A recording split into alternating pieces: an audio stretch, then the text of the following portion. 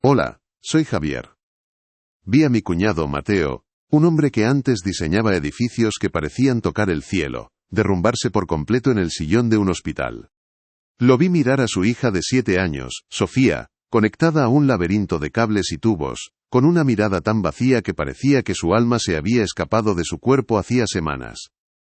Hay silencios que gritan más que cualquier lamento desesperado. ¿Alguna vez has presenciado algo así? Esa quietud que te destroza por dentro. Antes de contarte lo que ocurrió en esa habitación, un susurro que lo cambió todo. Comenta aquí desde dónde estás viendo y suscríbete al canal. Créeme, no querrás perderte lo que sucede cuando una niña dormida decide despertar el mundo de los vivos. Aquella habitación, la 308 de la UCI, se había convertido en el universo entero de Mateo. Un universo frío, estéril, con paredes de un blanco que dolía a la vista y el pitido constante y monótono del monitor cardíaco como única banda sonora. Llevaba semanas allí, prisionero de su propia culpa. Él conducía. Esa frase tan corta y simple, era la sentencia que se repetía en su cabeza sin descanso. El accidente no solo le había arrebatado a mi hermana, a Elena, su esposa, sino que también había dejado a su pequeña Sofía suspendida en ese limbo entre la vida y la muerte. La esperanza se había evaporado hacía mucho, dejando solo el olor a desinfectante, y una resignación tan densa que casi se podía tocar. Mateo ya no era el hombre que yo conocía. El arquitecto meticuloso, el padre que montaba castillos de Lego durante horas, había sido reemplazado por una sombra con barba de varios días, y la misma ropa arrugada de siempre. Se sentaba en ese sillón de plástico, rígido, como si temiera que el más mínimo movimiento pudiera romper el frágil hilo que aún conectaba a Sofía con este mundo.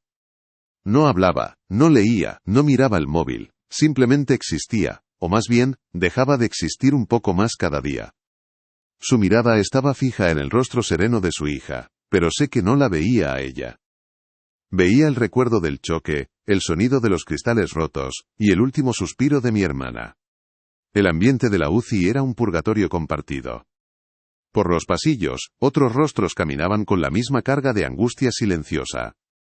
Familias enteras sentadas en la sala de espera, cada una atrapada en su propia burbuja de dolor, sin fuerzas para conectar con el sufrimiento ajeno. Las enfermeras, amables pero con una coraza profesional forjada a base de ver demasiadas tragedias, entraban y salían de la habitación 308 con movimientos eficientes y palabras medidas. Eran compasivas pero distantes. Para ellas, era un caso clínico más, uno de los muchos con pronóstico reservado.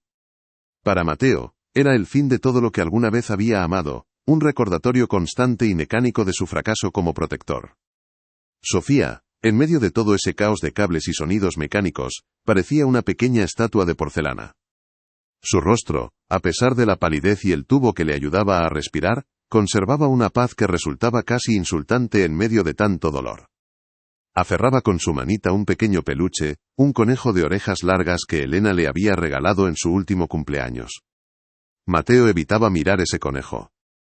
Era un ancla a un pasado feliz que ahora le quemaba como el fuego. A veces, le cogía la mano, pero su tacto era torpe, casi temeroso, como si tuviera miedo de contagiarle su oscuridad, de recordarle a través de la piel que el hombre que debía protegerla era el mismo que la había puesto allí. El silencio en esa habitación era lo más aterrador. No era un silencio de paz, sino un vacío cargado de todo lo que no se decía. Estaba lleno de la risa de Elena, de los planes de futuro que se habían hecho añicos en una curva de la carretera, de las preguntas que nadie se atrevía a hacer en voz alta. Mateo se había encerrado en ese mutismo como una forma de castigo. Creía que no merecía consuelo, que cualquier palabra de ánimo sería una traición a la memoria de su mujer. Se pasaba horas enteras así, en una quietud sepulcral, esperando un desenlace que los médicos ya habían pronosticado, sin saber que el verdadero milagro no vendría de las máquinas, sino del sueño profundo de su propia hija.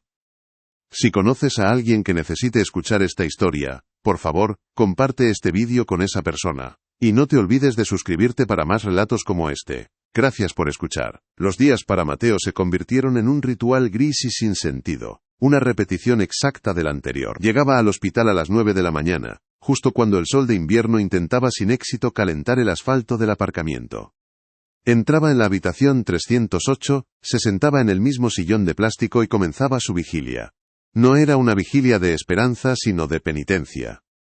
Se quedaba allí, inmóvil, escuchando el pitido rítmico que marcaba el pulso de su hija, un sonido que se había fusionado con el de su propio corazón roto. No leía, no miraba por la ventana, no respondía a los mensajes que yo le enviaba. Simplemente existía en ese espacio suspendido, esperando un final que ya había aceptado como inevitable, sin darse cuenta de que cada día de esa rutina lo hundía más en un pozo del que parecía imposible salir. Su interacción con el mundo exterior se había reducido a lo mínimo indispensable. Un movimiento de cabeza a la enfermera que entraba a cambiar el suero, un murmullo inaudible cuando le preguntaban si necesitaba algo.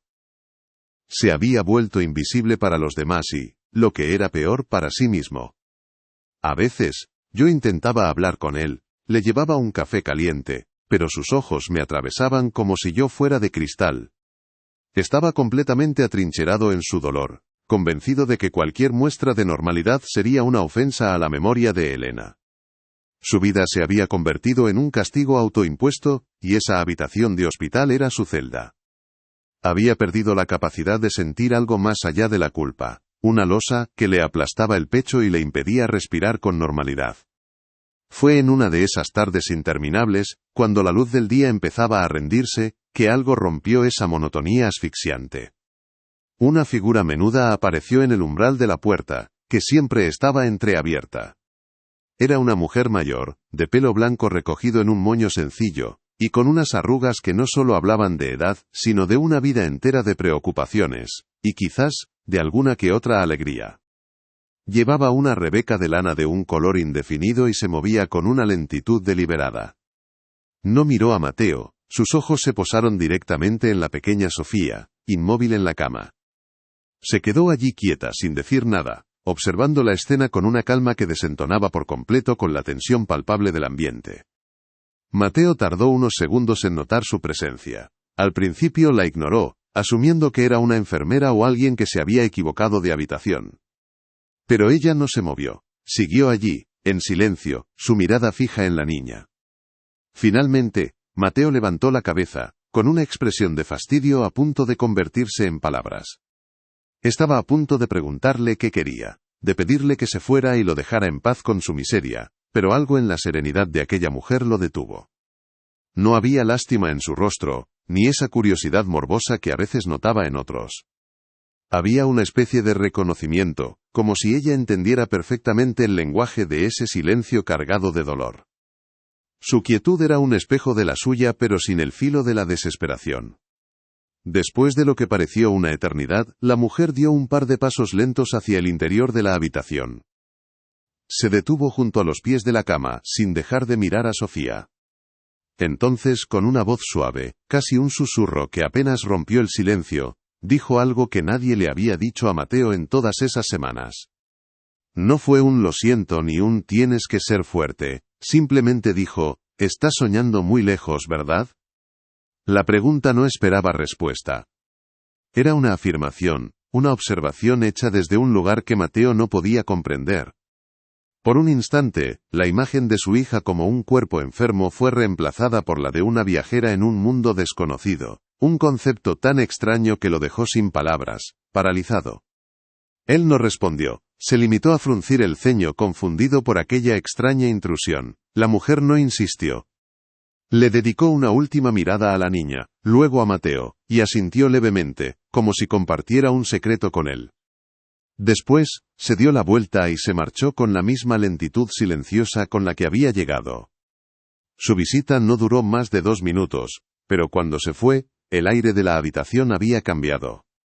Mateo se quedó mirando la puerta vacía, con aquella frase resonando en su cabeza. Está soñando muy lejos. Por primera vez en mucho tiempo, una grieta diminuta se había abierto en el muro de su apatía, dejando entrar un rayo de algo que no era esperanza, sino simple y pura curiosidad. Al día siguiente, yo esperaba encontrar a Mateo sumido en la misma niebla de siempre.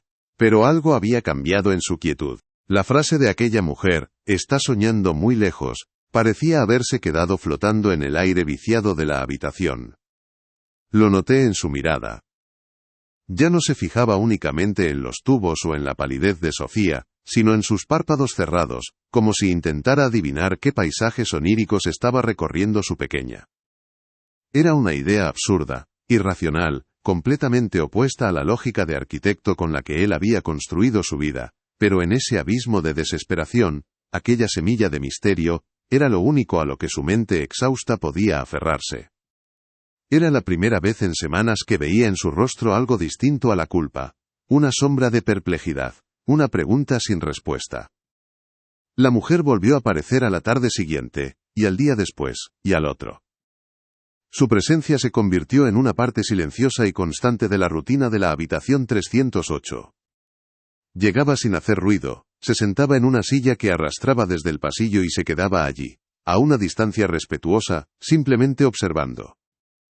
No leía, no usaba el móvil, no intentaba iniciar una conversación forzada. A veces, sus ojos se posaban en Mateo durante un segundo, con una expresión de entendimiento que trascendía cualquier palabra de consuelo. Al principio, Mateo se mostraba tenso, casi hostil ante su presencia, pero poco a poco, su rigidez se fue disolviendo. Aquella mujer no le pedía nada, no lo juzgaba, no le ofrecía falsas esperanzas. Simplemente compartía su silencio, y en esa compañía muda, él encontró un alivio que ni yo ni nadie más habíamos podido darle. Una tarde, mientras la luz anaranjada del atardecer teñía las paredes blancas, la mujer rompió su habitual silencio. Señaló con un gesto suave de la cabeza el conejo de peluche que Sofía seguía aferrando en su mano. Ese amigo suyo parece cansado, dijo con su voz queda. Debe de estar corriendo mucho en sus sueños para protegerla. Mateo, que no había pronunciado más de 2 frases seguidas en un mes, levantó la vista y la miró fijamente. Por su mente cruzó el recuerdo de Elena comprando ese conejo, la risa de Sofía, al abrazarlo por primera vez. Normalmente, un recuerdo así lo habría hundido, pero esta vez, por alguna razón, una extraña calidez le recorrió el pecho. Vi cómo una de las comisuras de sus labios se curvaba mínimamente, un fantasma de sonrisa que llevaba muerto demasiado tiempo. Siempre ha sido su guardián, susurró él, y el sonido de su propia voz pareció sorprenderlo. A partir de ese día, algo fundamental se quebró en la coraza de Mateo. Empezó a hablarle a Sofía. Al principio eran susurros casi inaudibles, frases sueltas que yo apenas lograba captar cuando entraba en la habitación. Le contaba cómo había sido el día, le describía el color del cielo, le hablaba de la extraña señora que venía a visitarlos. Un día lo encontré leyéndole un cuento, el mismo que Elena le leía todas las noches. Su voz era temblorosa, cargada de una emoción contenida, pero ya no era la voz de un hombre derrotado. Era la voz de un padre que intentaba, a su manera, cruzar el puente hacia ese lugar lejano donde su hija estaba soñando. Incluso su aspecto físico empezó a cambiar. La barba descuidada desapareció, y aunque el cansancio seguía en sus ojos, ya no era un cansancio vacío, sino uno lleno de un propósito recién descubierto. La conexión de Mateo con la anciana también se profundizó, volviéndose cada vez más extraña, y, a la vez, más necesaria. Ella parecía saber cosas que era imposible que supiera. Una mañana, mientras miraba por la ventana el tráfico incesante, comentó como si nada. A Elena no le gustaba el ruido de la ciudad, decía que le robaba los pensamientos. Mateo se quedó helado. Era una frase exacta que mi hermana solía repetir, una de esas pequeñas intimidades que solo la familia conocía. Él se giró para mirarla, con el corazón latiéndole deprisa, buscando en su rostro arrugado una explicación, una pista de quién era realmente. Pero ella simplemente le sonrió con una serenidad desconcertante, como si acabara de comentar el tiempo. No había explicación lógica, y Mateo, el hombre de los planos y las certezas, empezó a aceptar que quizás no la necesitaba. Una tarde, fue él quien rompió el silencio. La mujer estaba a punto de levantarse para marcharse, como cada día, cuando Mateo la detuvo con una pregunta. ¿Por qué viene aquí? Le preguntó con una voz que era una mezcla de curiosidad y vulnerabilidad. Ella se detuvo y lo miró con esos ojos que parecían contener toda la sabiduría y el dolor del mundo. No le dio una respuesta directa, no le contó su historia ni le explicó su motivación. Simplemente le dijo, porque hay sueños que necesitan un oyente en el mundo de los despiertos para no perderse por el camino. Y con esa frase enigmática, se marchó, dejando a Mateo no con una respuesta, sino con una sensación aún más profunda de que estaba siendo testigo de algo que la ciencia nunca podría explicar, un milagro silencioso que se tejía hilo a hilo en el sopor de la habitación 308. Aquella frase enigmática de la mujer pareció abrir una puerta a lo inexplicable. Pocos días después, ocurrió el primer suceso que ni los médicos ni las enfermeras pudieron justificar en sus informes. Una pequeña úlcera por presión que Sofía tenía en la espalda, una herida terca que se negaba a sanar a pesar de los cuidados constantes, empezó a cerrarse de la noche a la mañana. La piel, antes enrojecida e irritada, recuperó un tono rosado y saludable.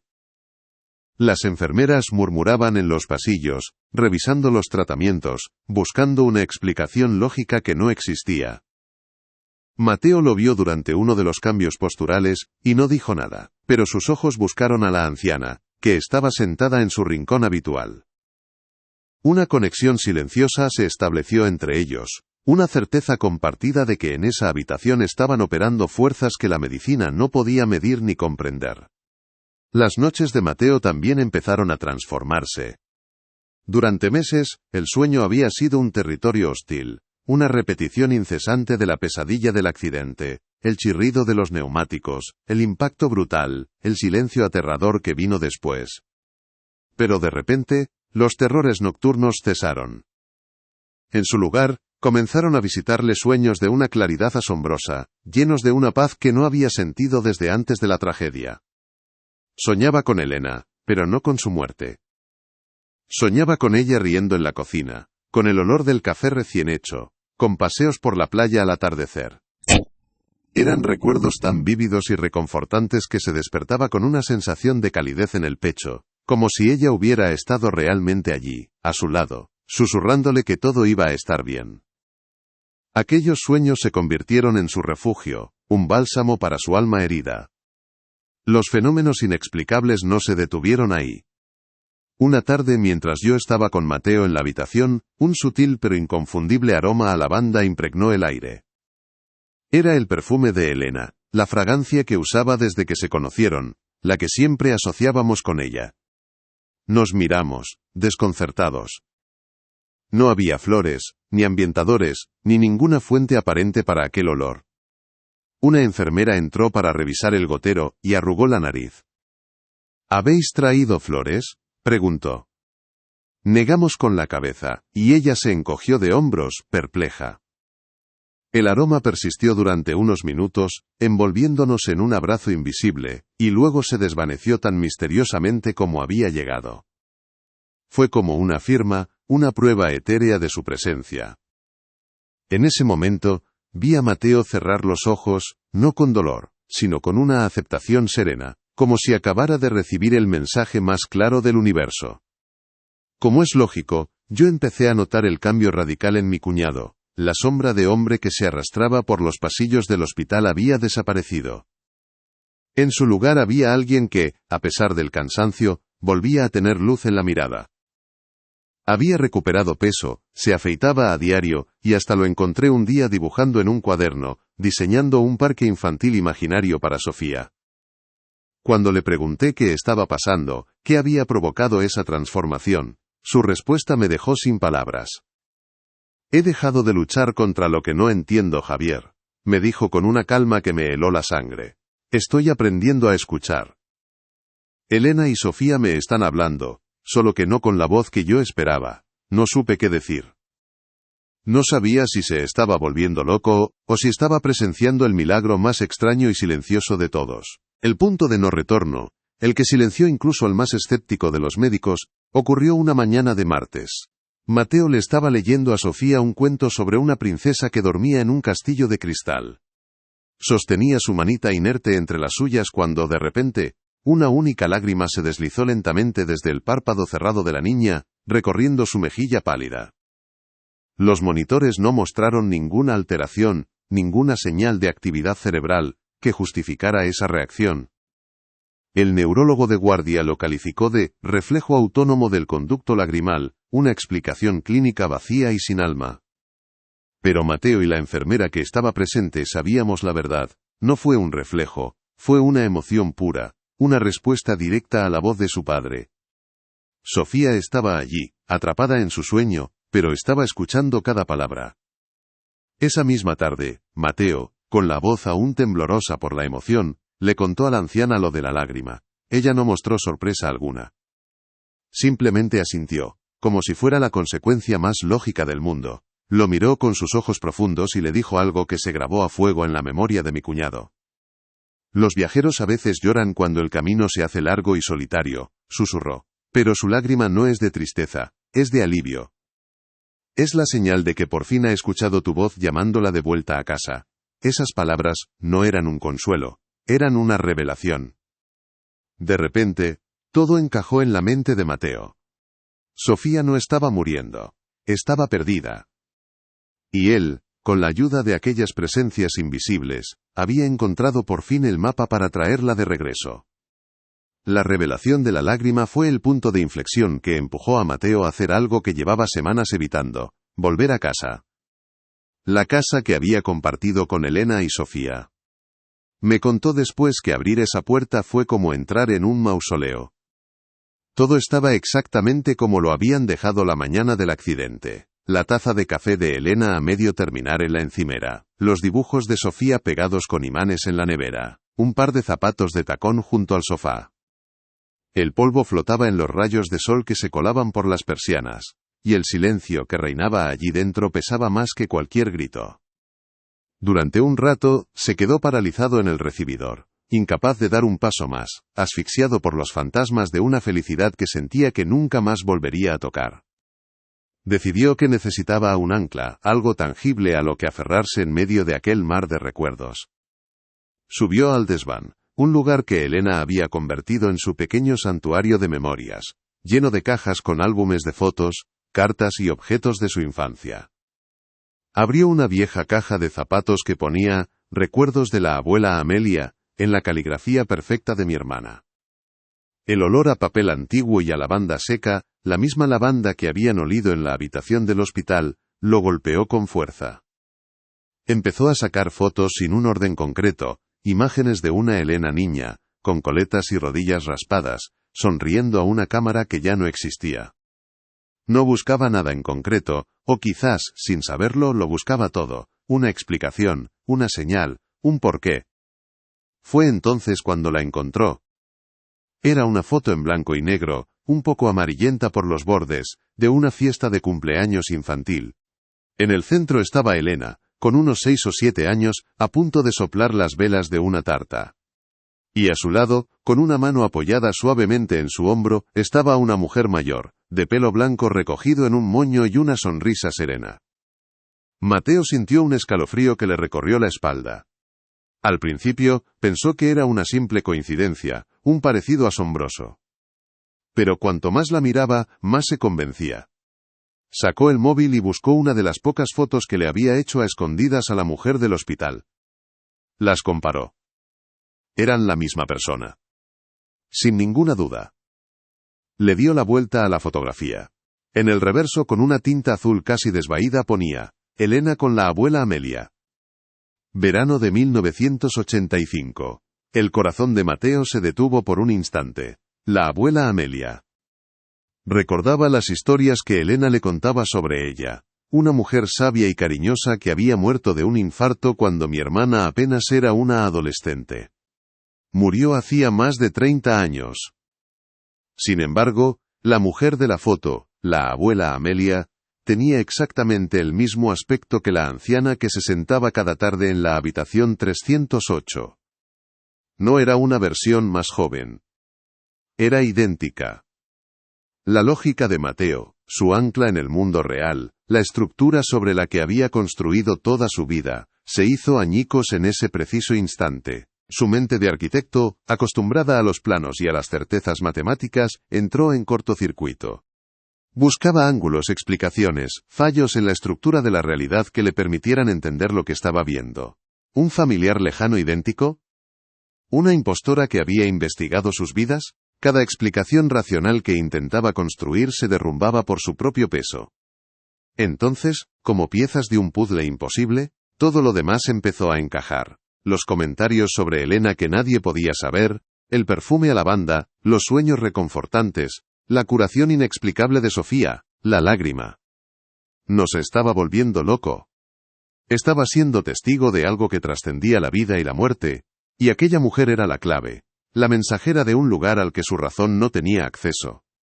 Volvió al hospital como un autómata, con la fotografía guardada en el bolsillo de la chaqueta, sintiendo su textura rugosa contra el pecho como si fuera una reliquia sagrada. Llegó justo cuando la anciana se levantaba de su silla para marcharse. Sus miradas se cruzaron en el pasillo silencioso, y por primera vez, Mateo no vio a una extraña, sino a alguien familiar, a un miembro perdido de su propia historia.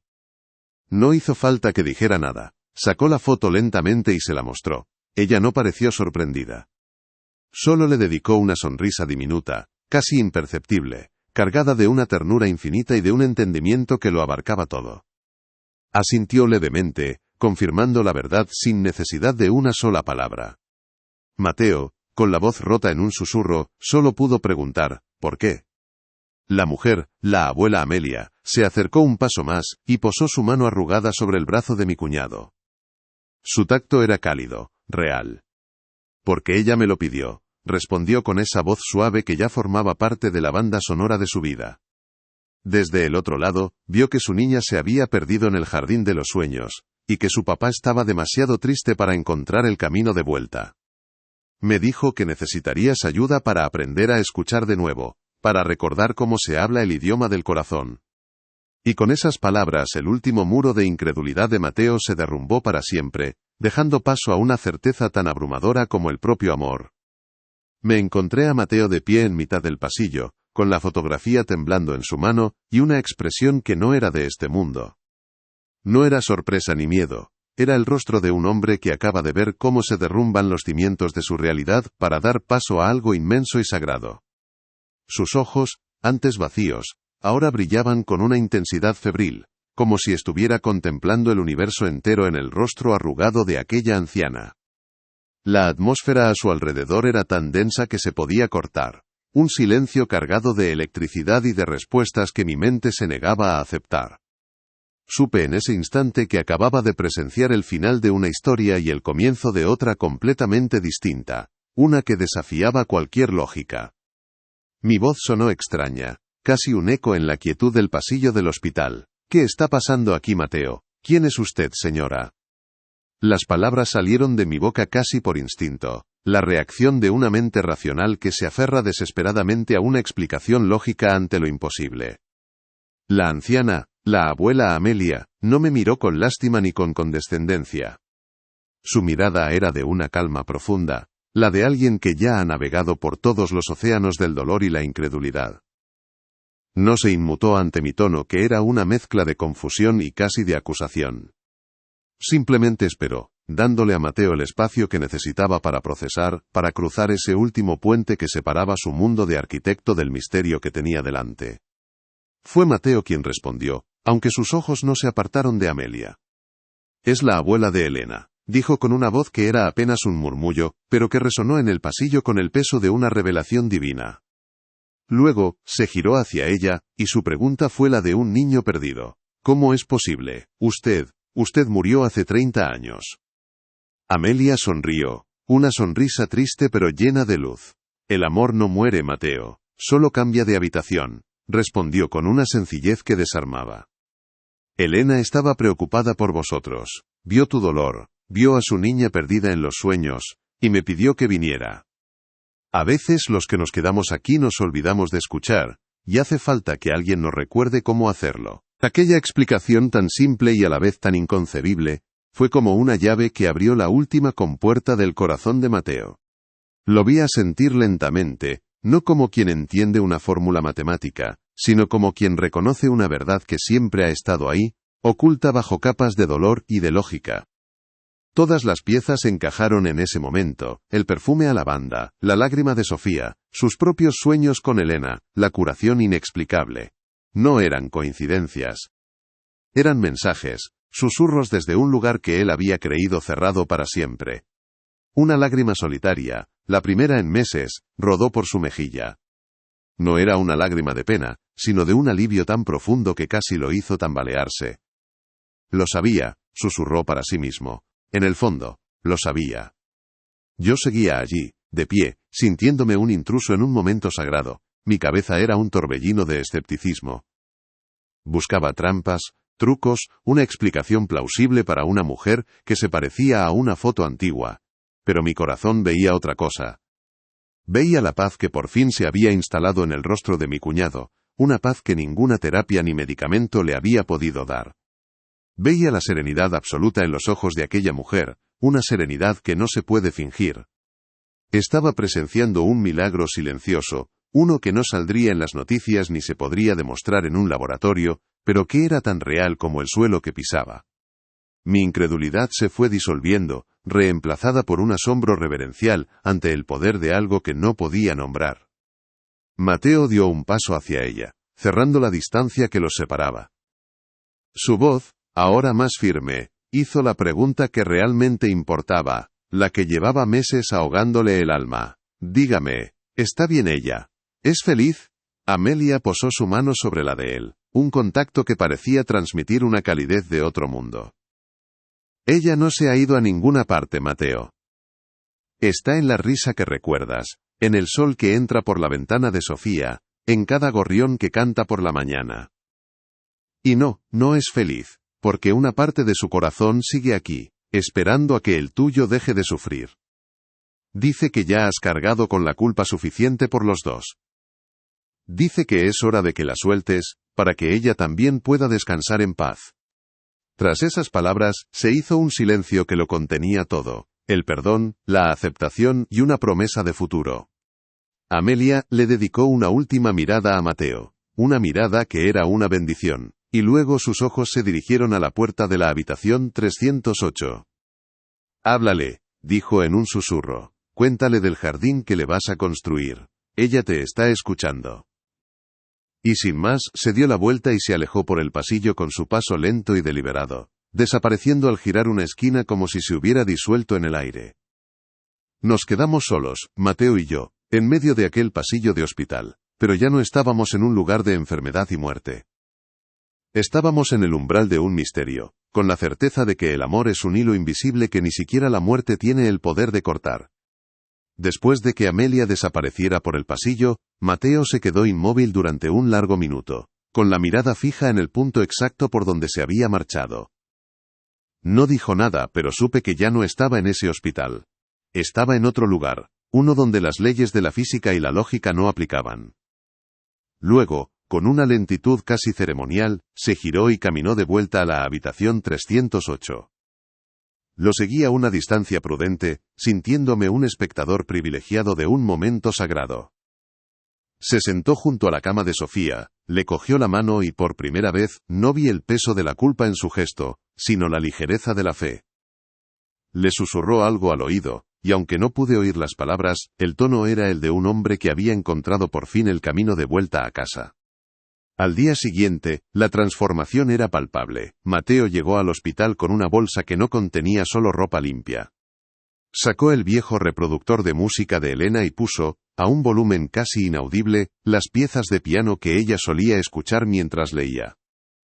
Colocó junto a la cama de Sofía un pequeño marco con una foto de las dos juntas, riendo a carcajadas en la playa. La habitación 308, antes un espacio frío y anónimo, empezó a llenarse de vida, de pequeños fragmentos de un hogar que se negaba a morir. Las enfermeras lo notaban, por supuesto.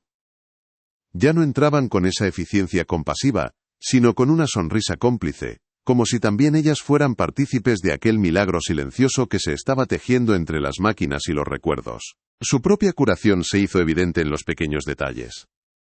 Volvió a comer con apetito, el color regresó a su rostro y la barba descuidada dio paso al hombre que yo recordaba. Una tarde lo encontré de pie junto a la ventana, no con la mirada perdida, sino dibujando en su cuaderno de arquitecto. No eran edificios ni estructuras complejas.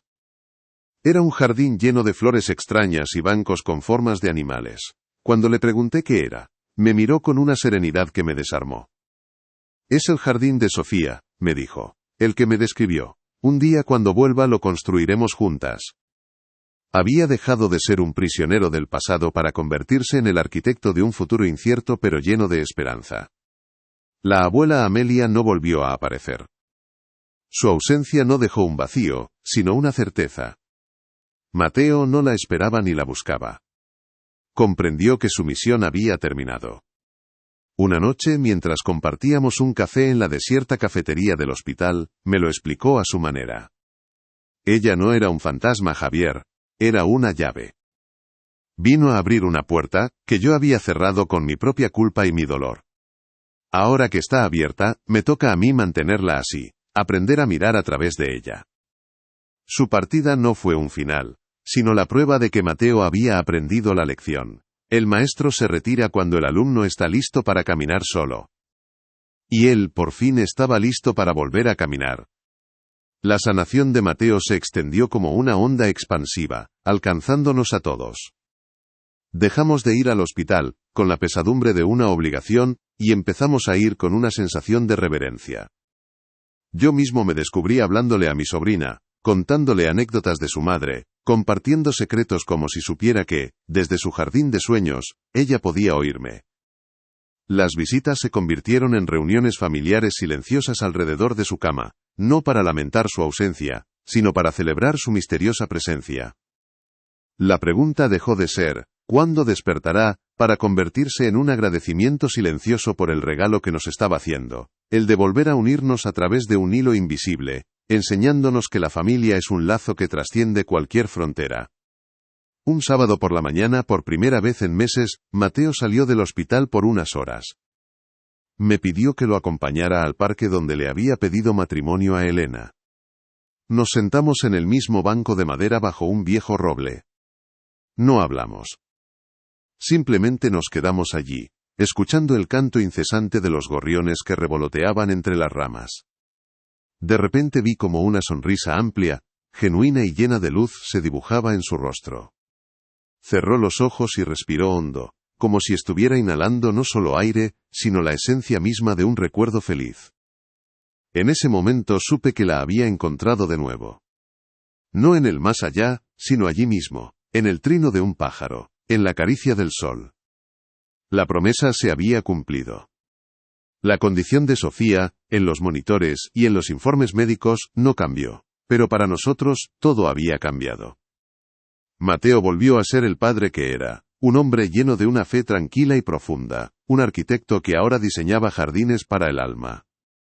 Aprendió a vivir, no a pesar de su pérdida, sino a través de ella, transformando el dolor más profundo en la conexión más pura. La verdadera curación no había sido la de un cuerpo, sino la de un espíritu que se había roto en 1000 pedazos, y que, gracias a un susurro desde el otro lado, había aprendido a reconstruirse. La lección de Amelia quedó grabada en nosotros para siempre. El amor no necesita que los ojos estén abiertos para poder ver.